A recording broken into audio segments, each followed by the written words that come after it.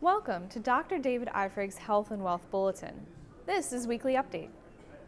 This weekend is Memorial Day, which means time outdoors and plenty of cookouts. It's also the second most popular day for grilling, right after the 4th of July. That's why this week we wanted to go through some of our favorite tips to help you get the most out of your holiday weekend. We're going to start with grilling. Now, grilling meat produces two known cancer-causing compounds, heterocyclic amines, or HCAs, and polycyclic aromatic hydrocarbons, or PAHs. Now, HCAs form from high heat cooking, and the 5 foods yielding the highest levels of these, when they're prepared well done, are chicken breast, steak, pork, salmon, and hamburger. PAHs come from the smoke. The cloud of smoke that rises when you open the top of your grill contains huge amounts of these chemicals. They form when pieces of fat fall into the fire. Now, partially burned up residue of fuel, like wood or gas, also contains PAHs. This residue sticks to the surface of food, but it also adds flavor. Now, the problem is that these compounds damage the DNA in our cells. Remember, anytime DNA mutates or is damaged, there's a chance it could turn into cancer. That's why we want to try to reduce the amount of these two compounds whenever we can. So first up, cook it low and slow. You want to cook over a lower heat and avoid letting the flames hit the food. The more rare the meat, the lower the number of HCAs and PAHs, but you still want to make sure you kill all of the bacteria that might be in the meat. So aim for something in the medium rare or medium range for a good balance. And if you do want it well done, just be sure to cut off any burnt or charred bits, because those are the ones that are highest in these cancer-causing compounds. Now, we recommend getting and using a proper meat thermometer to make sure you always hit the right temperature. It'll really help you down the road as you're grilling. Now, another good option is to go with thin, low-fat options. If you can, flatten out your food to help it cook faster and more evenly without burning. And be sure to trim the fat off of any cuts of meat.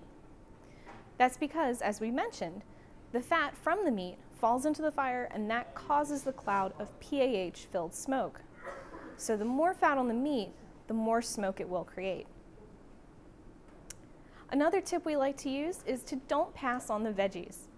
Whether you add a fresh salad to your table or you throw some fruits and vegetables onto the grill, fruit and veggies fight cancer-causing molecules. In fact, vitamin C neutralizes the harm from the nitrates that are in the meat. And tomatoes especially are a great addition. Plus, fruits and vegetables are low in fat but high in fiber. That means they help keep your digestion regular, and they bind up a lot of those bad chemicals, helping them pass through your gut more safely. You can try grilling things like mushrooms, onions, carrots, zucchini, broccoli, sweet potatoes, corn, and even peppers. Now, my boss, Dr. David Eifrig, likes to grill fruit as well, including peaches, papayas, pineapples, and mangoes. And if you're putting together a nice summer salad, try adding some antioxidant-packed berries. Now, for our final tip, and probably our favorite tip, make sure you grab the beer. That's because one of the best ways to cut back on PAHs is to simply marinate your meat in beer before cooking.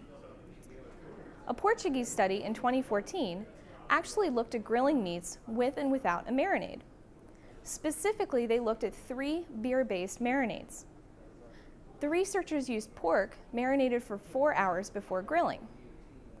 They found that the light beer marinades, including one beer that did not contain alcohol, led to about 19% fewer PAHs than non-marinated meat.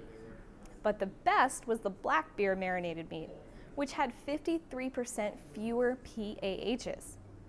Now, darker beers have higher amounts of antioxidants, which help fight cancer-causing free radicals.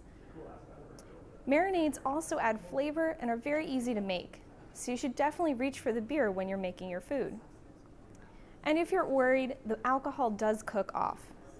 Just be sure to marinate in your fridge to keep your meat bacteria free. And while you're at it, don't be afraid to enjoy a beer with your meal this weekend.